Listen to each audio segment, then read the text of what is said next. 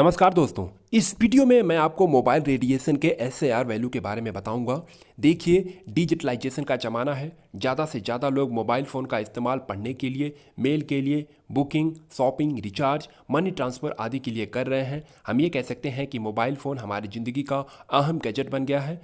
पर कई बार mobile phone खरीदते समय डिस्काउंट और उसकी कम कीमत हमें अपने तरफ आकर्षित करती है और मोबाइल फ़ोन हम खरीद लेते हैं। अक्सर मोबाइल फ़ोन खरीदते समय हम अपने स्वास्थ्य के साथ समझौता कर लेते हैं।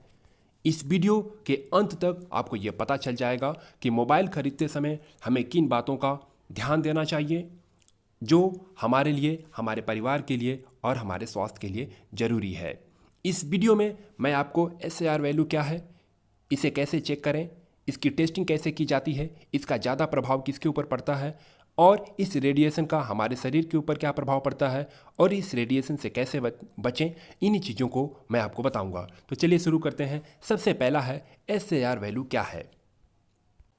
यहाँ पे एसएआर का मतलब है स्पेसिफिक एब्जॉर्प्शन रेट। यह एक मापदंड होता है जिसकी मदद से हम ये माप सकते हैं कि किसी भी इलेक्ट्रॉनिक डिवाइस को इस्तेमाल करते वक्त उसमें से कितनी मात्रा में इलेक्ट्रोमैग्नेटिक वेव रेडिएट हो रही है जो कि हमारे शरीर के द्वारा एब्जॉर्ब हो रही है। यहाँ पर यह चेक किया जाता है कि कितना पावर हमारे कितने वजन के टिश्यू में एब्जॉर्ब होता है।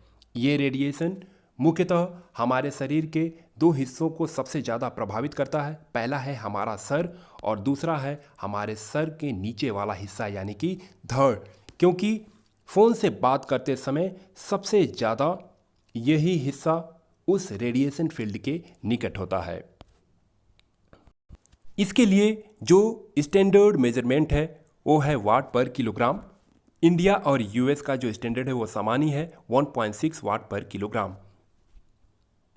इसका मतलब यदि आपके फ़ोन का एसएआर वैल्यू 1.6 वाट पर किलोग्राम से कम है तो आप खतरे से थोड़े दूर हैं। इसका ये कतई मतलब नहीं है कि आपको इस रेडिएशन से खतरा नहीं हो सकता। आप यहाँ पे देख सकते हैं कि इस रेडिएशन का हमारे ऊपर क्या प्रभाव पड़ता है। ये है मोबाइल इस्तेमाल करने से पहले का तस्वीर है और ये मोबाइल 15 मिनट मोबाइल इस्तेमाल करने के बाद का आप देख सकते हैं कि इस रेडिएशन का हमारे सर और धड़ पे कितना इफ़ेक्ट हुआ है। इसलिए हमें जितना हो सके मोबाइल फ़ोन से दूर रहना चाहिए। पर आज के समय में ऐसा कहना एक मजाक जैसा ही होगा। लोगों को अपने स्वास्थ्य से, अपने आप से प्रेम नहीं है, मोबाइल से ज़्यादा लगाव है। खैर छोड़िए, दूसरा देख लेते हैं। इस एसएआर वैल्यू को कैसे चेक करें। तो आपको अपने मोबाइल फ़ोन में *#07# डायल करना है और आपको आपके मोबाइल में आपका मोबाइल फ़ोन का एसएआर वैल्यू दिख जाएगा। तीसरा है इस एसएआर की टेस्टिंग कैसे की जाती है।